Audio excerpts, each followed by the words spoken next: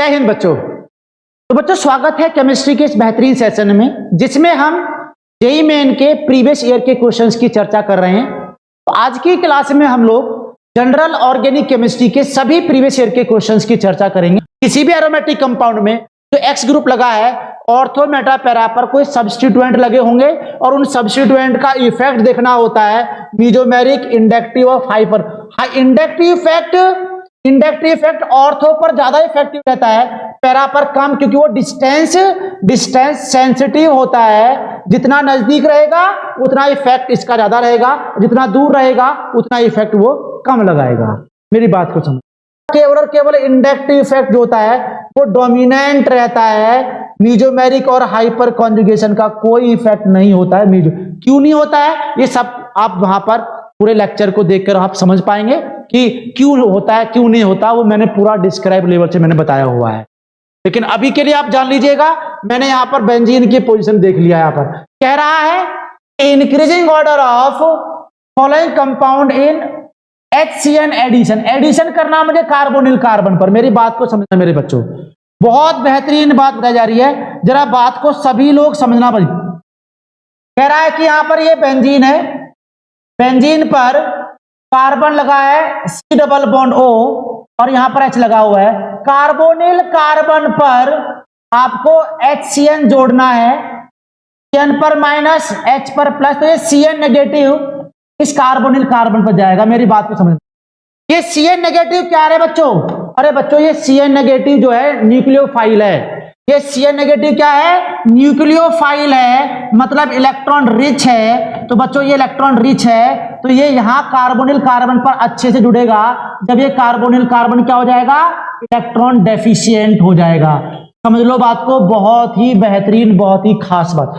Carbonyl carbon जितना electron deficient होगा वो उतना ही ज्यादा रिएक्टिव होगा, उसमें न्यूक्लियोफाइल इसमें ज्यादा रिएक्टिव होगी। तो मैं उसका ही ऑर्डर लगाऊंगा मेरे प्यारे बच्चों। तो कार्बोनिल कार्बन पर जितना इलेक्ट्रॉन डेफिशिएंट रहेगा, अब इलेक्ट्रॉन डेफिशिएंट कौन करेगा? बेंजीन पर लगे हुए ये ग्रुप जो इलेक्ट्रॉन को खींचेंगे। अब समझेगा मैं बात कर रहा हूं यहां पर कार्बोनिल कार्बन, ये बेंजीन पर लगा CHO ग्रुप, इसका ये वाला ऑर्थो पोजीशन, ये मेटा पोजीशन और ये बच्चों पैरा पोजीशन है यहां पर। और इस ऑर्थो पर लगा है NO2। मेरी बात को समझना, ऑर्थो पे क्या लगा मेरे प्यारे बच्चों? NO2 ग्रुप लगा। और NO2 ग्रुप में NO2 मैंने क्या बोला? ऑर्थो पोजीशन पर mesomeric effect, hyper conjugation, inductive effect. तो NO2 ग्रुप कौन सा ग्रुप दिखाता है? अरे NO2 ग्रुप -I इफेक्ट तो दिखाता ही है। मैंने क्या बोला? ऑर्थो पैरा पर -I ग्रुप दिखाएगा और NO2 डबल बॉन्ड है तो बच्चों इसके अंदर -M मीजोमेरिक रेजोनेंस इफेक्ट दोनों दिखाएगा। दोनों इफेक्ट की वजह से इलेक्ट्रॉन खींचेगा, इसको कंगाल कर देगा NO2 को, और जितना कंगाल होगा NCN, ये CN जो होगा उतना हाईली रिएक्ट करेगा, फास्टली रिएक्ट करेगा। लेकिन अगर मैं इसकी बात करूं बच्चों, इसकी बात करूं, यहां पर ये NO2 कहां लगा हुआ है? ये ऑर्थो है, ये मेटा पोजीशन है। ये ऑर्थो है, ये मेटा पोजीशन है। इसका मतलब इस मेटा पर लगा है NO2। मैंने क्या बोला? बेंजीन के मेटा पर लगा हुआ होता है वो केवल क्या शो करेगा? इंडक्टिव ग्रुप शो करेगा। क्या शो करेगा? इंडक्टिव ग्रुप, मीजोमेरिक नहीं करेगा। तो इस वाले फोर्थ वाले में NO2 ग्रुप जो है मेटा पर लगा है, ये केवल -I इफेक्ट शो करेगा। तो दोनों में से सेकंड और फोर्थ में से ज्यादा इलेक्ट्रॉन कौन खींचेगा? सेकंड वाला है, फोर्थ वाला? सेकंड वाला। क्यों? क्योंकि वहां पर दो इफेक्ट डोमिनेंट है और यहां पर केवल एक इफेक्ट, क्योंकि मेटा पोजीशन पर तो मीजोमेरिक हाइपर कॉन्जुगेशन लगता ही नहीं है, केवल इंडक्टिव इफेक्ट लगता है, वो केवल -I। इलेक्ट्रॉन ये भी खींच रहा है, ये दो इफेक्ट से खींच रहा है, ये एक इफेक्ट से खींच रहा है। कंगाल ज्यादा कौन कर रहा है? CHO को, सेकंड वाला। तो इसका मतलब जितना कंगाल होगा न्यूक्लियोफाइल आसानी से अटैक करेगा।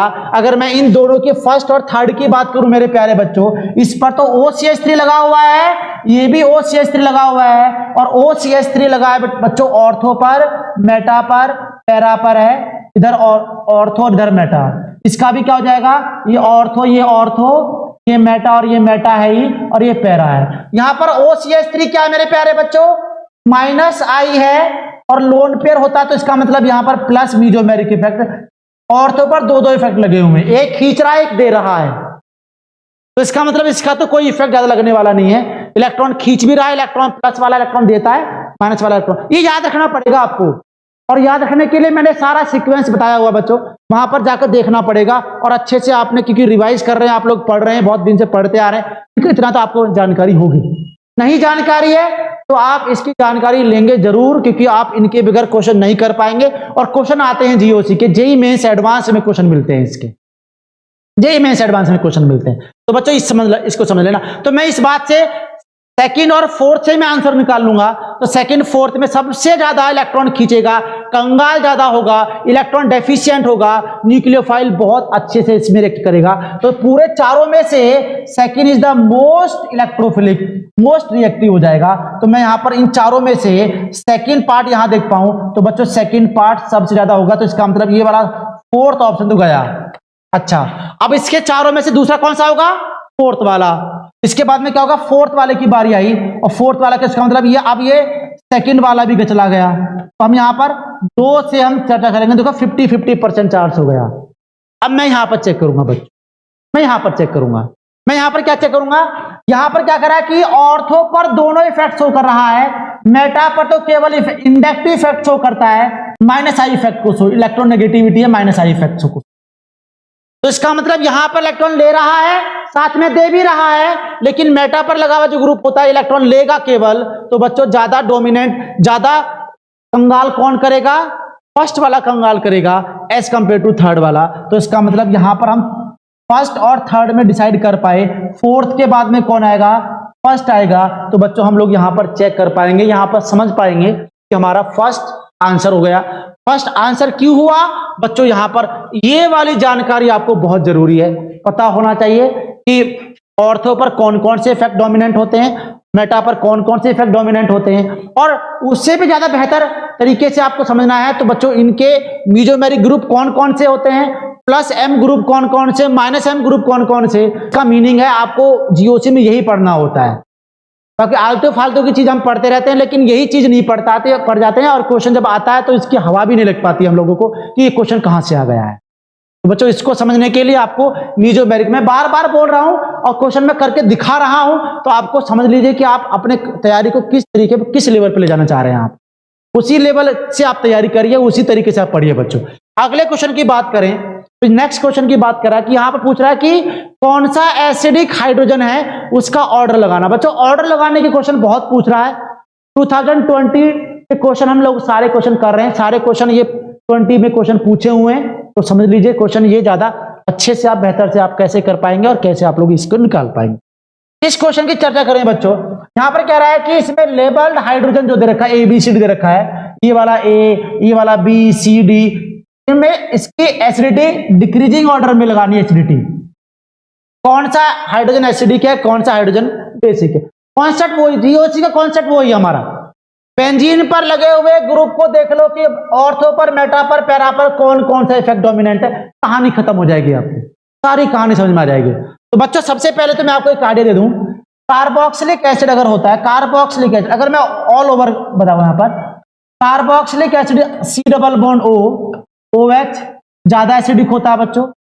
इसके बाद में एल्कोहल, इसके बाद में एसिडिक होता है, और इसके बाद में हमारा होता है C ट्रिपल बॉन्ड CH, ये एसिडिक हाइड्रोजन होता है। तो कार्बोक्सिलिक एसिड सबसे ज्यादा एसिडिक होता है, पहली बात, कार्बोक्सिलिक एसिड सबसे ज्यादा एसिडिक होता है। तो यहां पर ये कार्बोक्सिलिक, एलिफेटिक कार्बोक्सिलिक एसिड है जो कार्बन से लगा हुआ है, कार्बन से लगा हुआ है। बेंजीन ये कार्बन है केवल, ये तो ये this is the aliphatic carboxylic acid, और उसकी एसिडिटी हमारी सबसे ज्यादा होती है। तो इसका मतलब बी जो है हाइड्रोजन, उसकी एसिडिटी सबसे मैक्सिमम आने वाली है। तो बी सबसे पहले इसमें आ रहा है, इसमें आ रहा है, इसमें नहीं आ रहा है, इसमें नहीं आ रहा, छोड़ दो, दो ऑप्शन मैंने गायब कर दिए।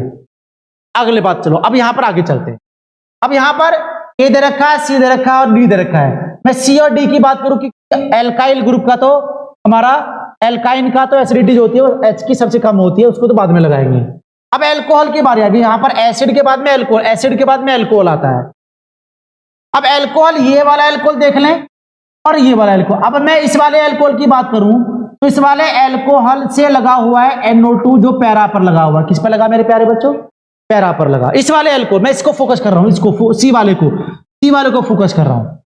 तो इस सी हाइड्रोजन को देखने के लिए तो इसको मैंने NO2 देखा, और ये NO2 कहां पे लगा हुआ है, पैरा पोजीशन पर लगा हुआ है। और मैंने कहा था कि बेंजीन के पैरा पर कौन कौन से इफेक्ट डोमिनेंट होते हैं।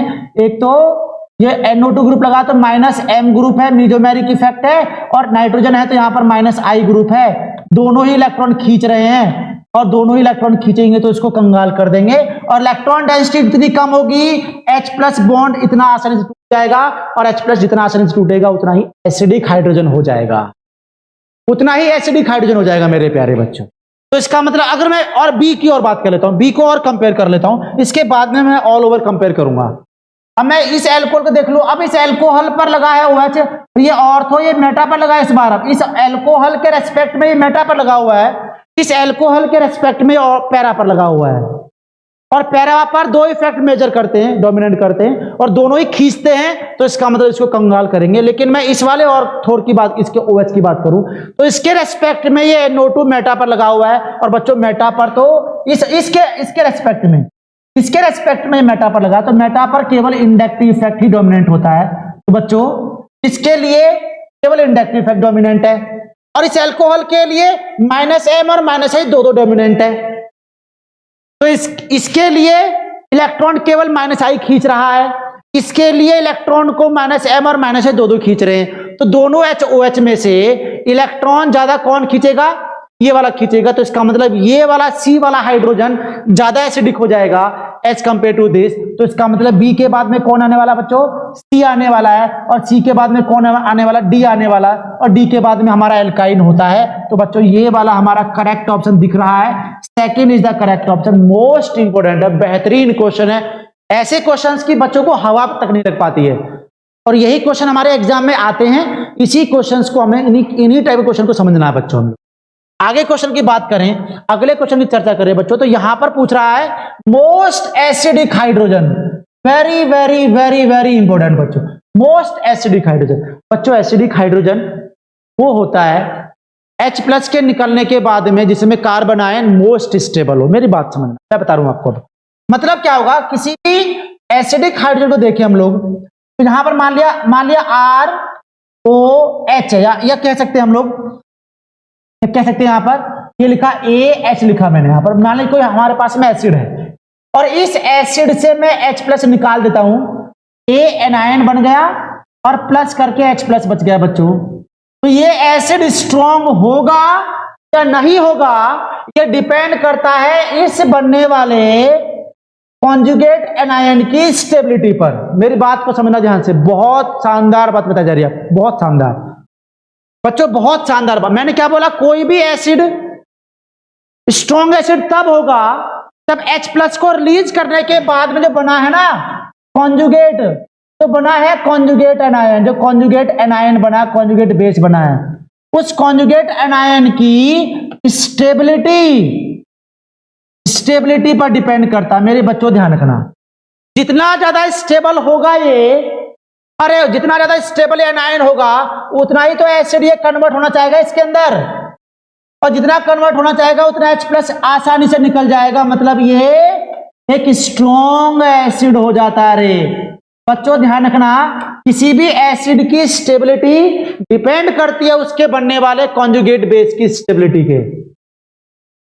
मतलब जितना ज्यादा स्टेबल होगा, जितनी स्टेबिलिटी बढ़ेगी उसका मतलब उसकी एसिडिटी उतनी क्या हो जाएगी, उतनी ही एसिडिटी बढ़ जाती है, उसकी इंक्रीज हो जाती है। कॉन्जुगेट बेस की बनने वाला, अब इस एनायन की स्टेबिलिटी कैसे चेक करनी है, एनायन की स्टेबिलिटी चेक करनी है इस पर लगे हुए इलेक्ट्रॉन विड्रॉइंग ग्रुप को देखकर या इलेक्ट्रॉन डोनेटिंग ग्रुप को देखकर। यही सारा पंगा चलता है जीओसी के अंदर, यही ऑर्गेनिक केमिस्ट्री का ब्यूटी है। अगर ये बात आपको समझ में आ गई बच्चों, तो आपको ऑर्गेनिक केमिस्ट्री बहुत बेहतरीन तरीके से आ जाए। मैंने क्या बोला, एसिडिटी निकाल रहे हैं, बेसिडिटी निकाल रहे हैं। एसिडिटी निकाल रहे हैं तो इसका मतलब उसको हम लोग जैसे ही तोड़ेंगे तो उससे एक एनायन बनेगा, उस एनायन की स्टेबिलिटी चेक कर लेंगे, और स्टेबिलिटी चेक करने का बस एक ही तरीका है, इलेक्ट्रॉन विड्रॉइंग ग्रुप देख लो और इलेक्ट्रॉन डोनेटिंग ग्रुप देख लो।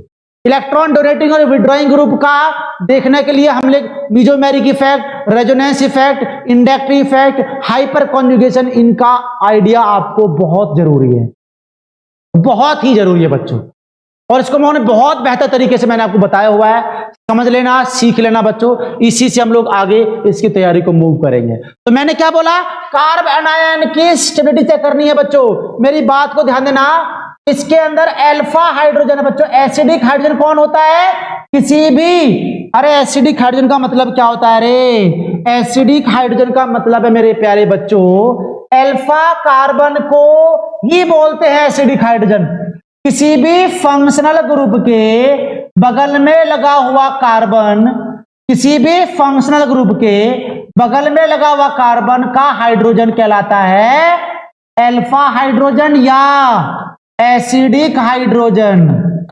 अल्फा हाइड्रोजन या बच्चों एसिडिक हाइड्रोजन। बहुत बेहतरीन बात, बहुत सुंदर बात, मेरी बात को समझेगा।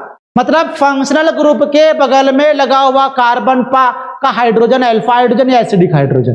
तो बच्चों यहां पर इस वाले फंक्शनल ग्रुप के बगल में कार्बन लगा है, इसका एच लगा, this is called acidic hydrogen, this is called acidic hydrogen. यहां पर भी इसके फंक्शनल ग्रुप को देखो, यहां पर इसके बगल का कार्बन ये रहा, this is acidic hydrogen, this is acidic hydrogen. ये रहा हमारा फंक्शनल ग्रुप ये वाला, और इसके बगल में लगा this is called acidic hydrogen, जो हमने यहां पर इस तरह से लगा दिया है, this is called acidic hydrogen. बच्चों कुछ नहीं करना है, हमने इसके H को निकाल के देखना है, जो कार्बन आयन बनेगा। सुनिएगा ध्यान से, बेहतरीन बात, इस H को निकालने के बाद में, अरे सुनो रे, इस H को निकालने के बाद में कार्बन आयन बन गया, ये भी चेक कर लिए। इस H को निकालने के बाद में कार्बन आयन बन गया, उस कार्बन आयन के बगल में ये भी electron withdrawing group, double bond, अरे ये भी इलेक्ट्रॉन विड्रॉइंग ग्रुप और ये भी इलेक्ट्रॉन विड्रॉइंग ग्रुप, ये लो तीन इलेक्ट्रॉन विड्रॉइंग। लेकिन प्रॉब्लम ये है इस इलेक्ट्रॉन विड्रॉइंग ग्रुप में ना ये इलेक्ट्रॉन लोन पेयर वाला बैठा हुआ है, ये थोड़ा मामला खराब कर देगा। मतलब इलेक्ट्रॉन खींच तो रहा है लेकिन ये बदले में इलेक्ट्रॉन दे रहा है, बदले में इलेक्ट्रॉन दे रहा है, बदले में इलेक्ट्रॉन दे रहा है। तो इसका मतलब इसका मामला इतना अच्छा बना नहीं, इतना अच्छा बना नहीं इसका मामला। दोबारा सुनिएगा, कार्बन आयन, अरे H को निकालने के बाद में जो कार्बन आयन बनता है ना, जो कार्बन आयन बनता है उसकी स्टेबिलिटी जितनी ज्यादा होगी, वो एसिड उतना स्ट्रॉन्ग एसिड होगा, उसकी एसिडिटी उतनी ज्यादा होगी। इसका मतलब यहां पर कार्बन आयन का जो बनाया हमने H को निकालने के बाद में, इमेजिनरी मैंने अपने दिमाग में सोचा ऐसा, कार्बन आयन लिख दिया, और इस कार्बन आयन के पास में इलेक्ट्रॉन विड्रॉइंग ग्रुप जितने लगे होंगे, अरे कार्बन आयन के पास में इलेक्ट्रॉन विड्रॉइंग ग्रुप होता है तो इलेक्ट्रॉन खींचता है, स्टेबिलिटी बढ़ती है। मैं पहले ही इसी क्लास में चर्चा इसकी कर चुका हूं, इसी क्लास में इसकी चर्चा मैं कर चुका हूं बच्चों। तो इसका मतलब यहां पर O के पास में इलेक्ट्रॉन डोनेट है, वापस डोनेट कर रहा है, तो इसका मतलब ये मामला हमारा सही नहीं होने वाला। लेकिन अगर मैं इसकी बात करूं प्यारे बच्चों, यहां पर मैं इसका H निकाल के देखूं, कार्बन पर एनायन आ गया, लेकिन यहां पर CN ग्रुप लगे हुए हैं, और CN ग्रुप तो बहुत बेस्ट इलेक्ट्रॉन विड्रॉइंग ग्रुप होते हैं। ये तो इसको इलेक्ट्रॉन को चूस कर इसको इतना स्टेबल कर देगा, इसको इतना स्टेबल कर देगा कि बच्चों ये चारों में से मोस्ट स्टेबल हो जाएगा, और चारों में से मोस्ट स्टेबल होगा तो आप समझ जाइए ये भी खींचेगा इलेक्ट्रॉन, ये भी खींचेगा स्टेबल, तो इसका बनने वाला कार्बन आयन मोस्ट स्टेबल हो जाएगा, और कार्बन आयन जितना स्टेबल होगा उसके अंदर स्ट्रॉन्ग एसिड हो जाएगा, मतलब उसकी एसिडिटी मैक्सिमम हो जाएगी। तो मैं यहां पर बोल सकता हूं third is the correct option, और कोई चॉइस है ही नहीं इसके पास। इस तरीके से हम लोग इस क्वेश्चन का आंसर दे पाएंगे। बेहतरीन क्वेश्चन बच्चों, जीओसी की बात कर रहे हैं, जीओसी के एक एक पॉइंट को समझना, एक एक बात को। अगली चर्चा अगर हम करें बच्चों, कह रहा है कि following compound will form precipitate with AgNO3। बेहतरीन क्वेश्चन, मोस्ट इंपोर्टेंट क्वेश्चन बच्चों। अरे AgNO3 के साथ में अगर किसी की रिएक्शन कराएंगे ना हैलाइड की, तो प्रेसिपिटेट बनता है, और प्रेसिपिटेट बनता है, जो मेरी बात सुनेगा ध्यान से, आसानी से आंसर आ जाएगा। मैंने क्या बोला, कोई भी एल्काइल हैलाइड है, इसको जब हम AgNO3 के साथ रिएक्शन कराएंगे तो बच्चों रिएक्शन होती है, बॉन्ड टूटता है, यहां पर AgX के साथ, और AR बन जाएगा कार्बोटायन, और प्लस करके AgX बन जाएगा, जिसको हम बोलते हैं PPT, प्रेसिपिटेट बनता है। ये कार्बोटायन का फॉर्मेशन होता है बच्चों, ध्यान रखना। इसका मतलब क्या होगा कि यहां पर जो रिएक्शन होगा ना, ज्यादा अच्छे से रिएक्शन कौन परफॉर्म करेगा, वो परफॉर्म करेगा जिसमें स्टेबल कार्बोकटायन बनेगा रे, जिसमें जितना ज्यादा अच्छा कार्बोटाइन बनता है ना, उसमें ये एल्काइल हैलाइड जो दे रखे हैं उतना ही ये क्या करेगा, मोस्ट रेडली रिएक्शन करेगा। बात को समझ जाना, बात को सीख लेना। Very very very important question, बेहतरीन क्वेश्चन। दोबारा सुनिएगा मैं क्या कह रहा हूं कि जब भी AgNO3 के साथ रिएक्शन कराओ किसी एल्काइल हैलाइड को, तो बनता है कार्बोटाइन और बनता है पीपीटी। AgX बनता है, पीपीटी बनता है, व्हाइट पीपीटी बनता है। अब ये व्हाइट पीपीटी बनेगा तो इसका मतलब इसके साथ बनेगा कार्बोटाइन। अब ये रिएक्शन जितना आसानी से होगा वो किस पर डिपेंड करेगा, इससे बनने वाले स्टेबल कार्बोटाइन के ऊपर।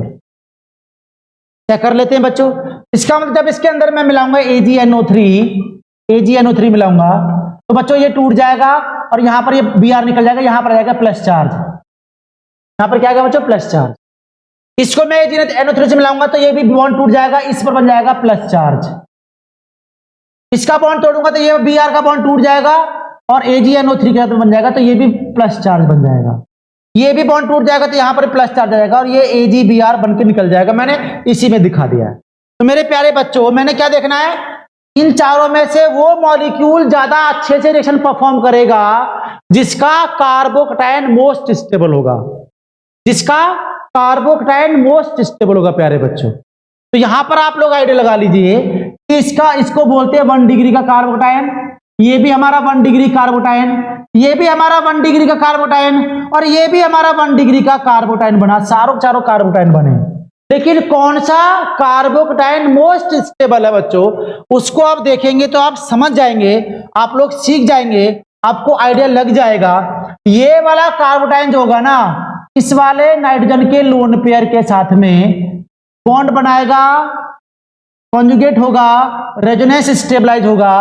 तो बच्चों ये वाला कार्बोटायन जो होगा ना, इसके लोन पेयर के साथ में क्या बन जाएगा, ये बॉन्ड बना लेगा।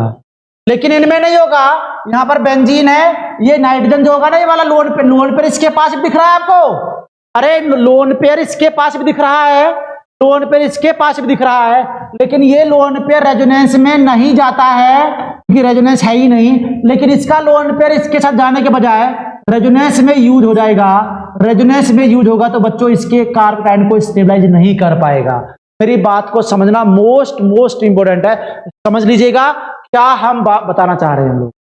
मतलब दोनों में, इसके पास भी कार्बन के पास कार्बोटायन था, इसके पास लोन पेयर था, नीचे कोई डबल बॉन्ड नहीं था, तो रेजोनेंस तो हुआ नहीं। इसका मतलब यहां पर नो रेजोनेंस, कोई रेजोनेंस नहीं हुआ बच्चों। अब रेजोनेंस नहीं हुआ तो इसका लोन पेयर की मजबूरी बन गई को जो कार्बन के ऊपर कटायन बैठा हुआ है उसको देगा, उसका मतलब उसकी इलेक्ट्रॉन की कमी को पूरा कर देगा।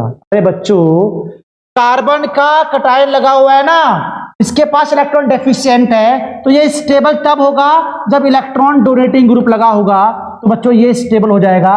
कार्बोटायन अनस्टेबल तब होगा जब इलेक्ट्रॉन विड्रॉइंग ग्रुप बैठा होगा, तो बच्चों ये उतना ही अनस्टेबल होता चला जाएगा।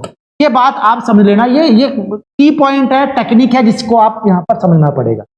तो मैं दोनों की बात करूं, लोन पेयर यहां पर भी था, लोन पेयर यहां पर भी था, इनके पास में लोन पेयर यहां जा सकता था, लेकिन बेंजीन है नीचे और रेजोनेंस में यूज होता है। रेजोनेंस को चलाने के लिए लोन पेयर खर्च हो जाता है, बर्बाद हो जाता है, तो कार्बोटायन को कोई स्टेबिलिटी नहीं मिलने वाली है, केवल इसको मिलेगी। तो बोल सकता हूं मैं यहां पर सेकंड होगा वो मोस्ट स्टेबल या मोस्ट रेडली रिएक्शन करेगा, बहुत अच्छे से रिएक्शन करेगा। क्यों? क्योंकि उससे बनने वाला जो कार्बोटायन था वो मोस्ट स्टेबल हो रहा है due to lone pair, due to lone pair. Lone pair यहां पर, अब लोन पेयर कह रहे हो कि सर लोन पेयर यहां पर भी है। अरे बच्चे, लोन पेयर और इसके बीच में ये लोन पेयर रेजोनेंस में यूज हो रहा है ना, लोन पेयर रेजोनेंस में यूज हो रहा है मेरे प्यारे बच्चों। तो इसका मतलब इन सभी की कंपैरिजन में सेकंड जो होता है मोस्ट एप्रोप्रिएट आंसर होता है।